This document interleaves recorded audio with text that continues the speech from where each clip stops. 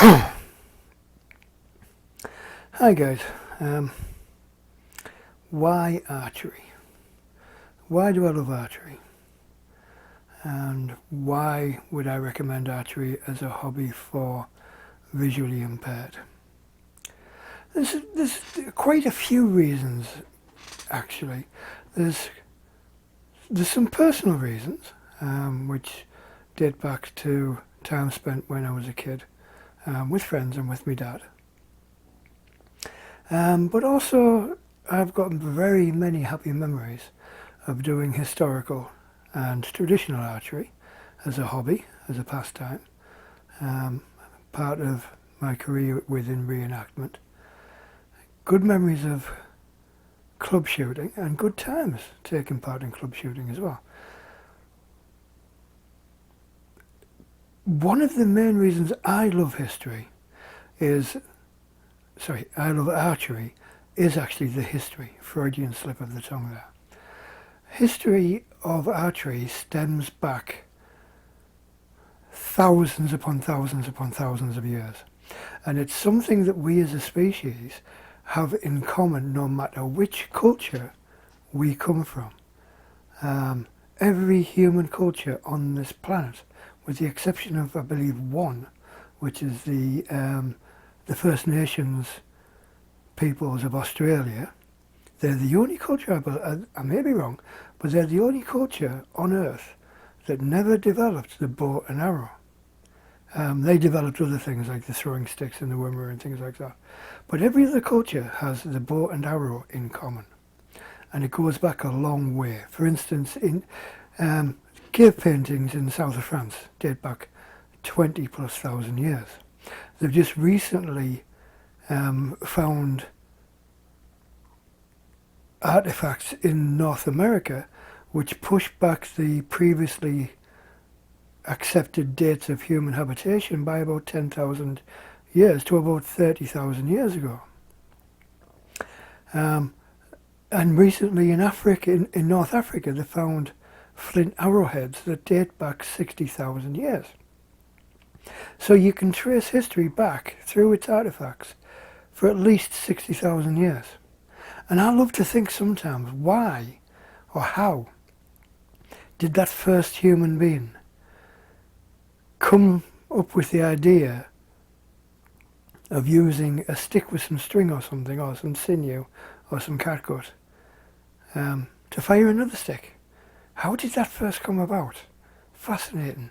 And then if you look into the different aspects of archery through the ages, to the point where even today, it's still, even though it's an archaic martial art to all intents and purposes, it's still practiced globally from the UK and Europe, where you have people still shooting longbows and still participating in competition, to modern archery and the Olympic style of archery, to the Japanese archery, which is all formalized.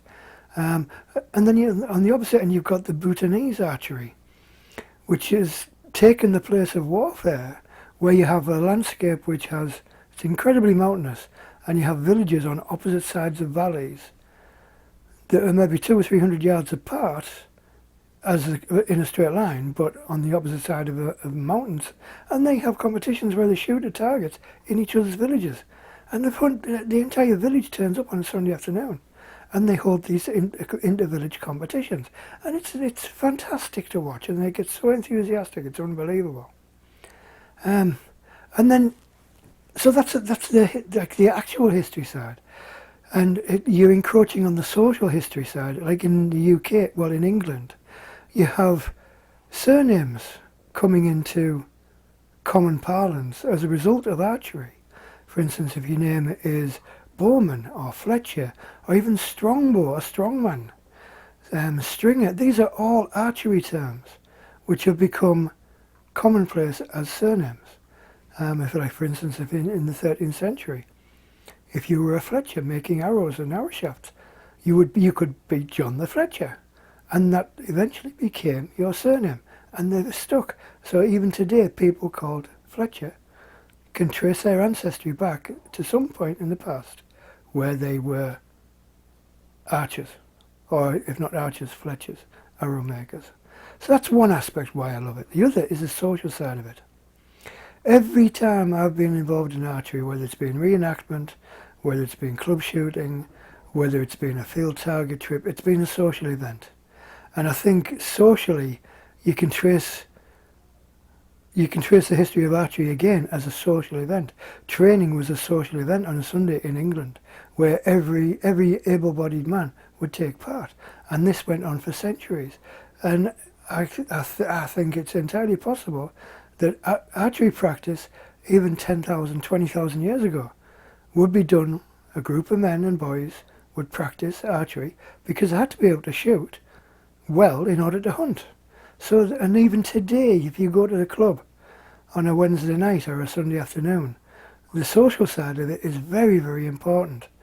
Even to the point where every year you have your Christmas parties, you have your pie pea supper nights.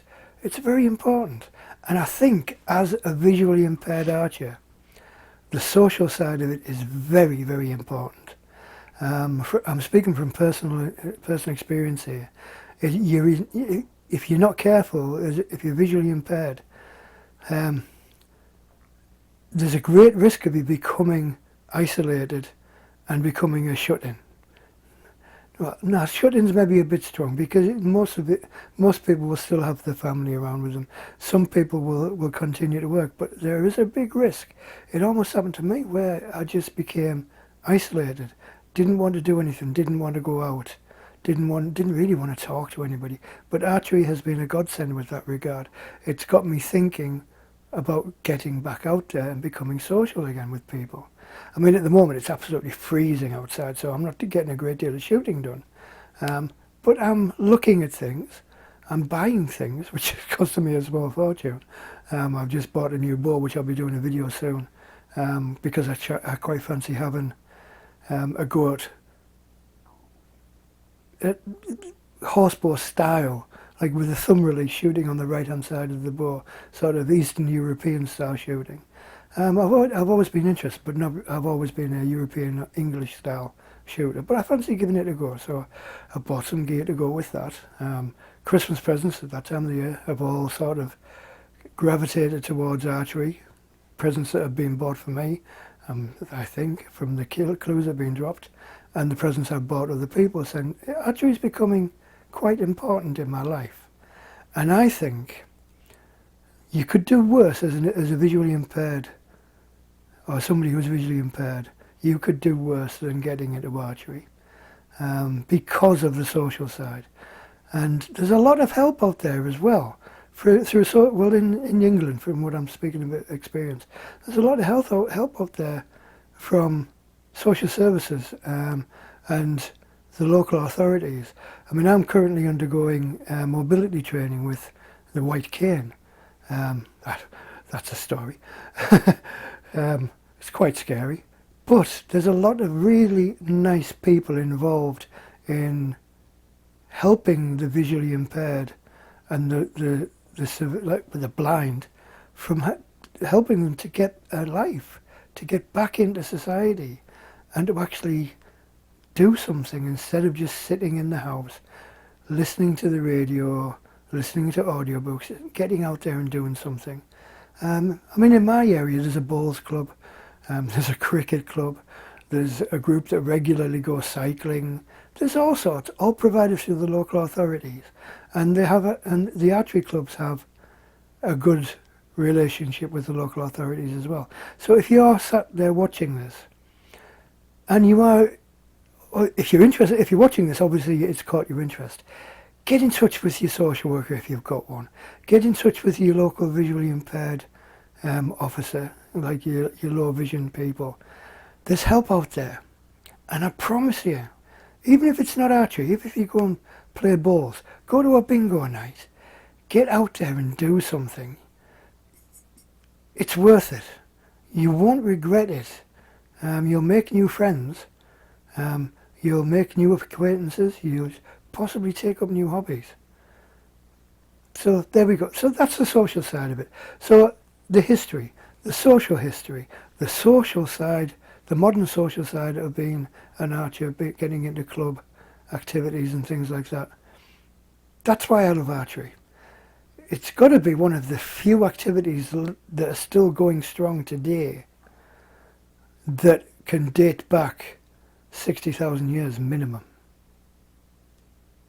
That's worth thinking about. Maybe we should be doing more to push people to take up archery. I know the French are. They've started academies where children go to learn archery. The South Koreans are infatuated with archery. The Bhutanese, infatuated with it. The Japanese, their style of archery is very formalized, but it's actually a beauty to watch it. It's captivating.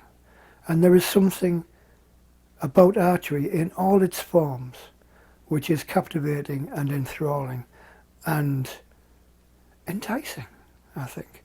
And you can't help but, well, I can't help but be enthusiastic about it. Anyway, I think that's me waffled on enough. Give it a go, give it some thought. If you're watching this, obviously you've got some interest. Take it to the next step. It doesn't have to cost a lot of money. Phone up your local archery and see if you can go along for a taster. Your local archery club. Go on, do yourself a favour. Cheers, guys. Don't forget, subscribe, like and share. Oh, with details of a channel giveaway coming up soon as well. If I haven't already done it, keep your eye out for that. Cheers, guys.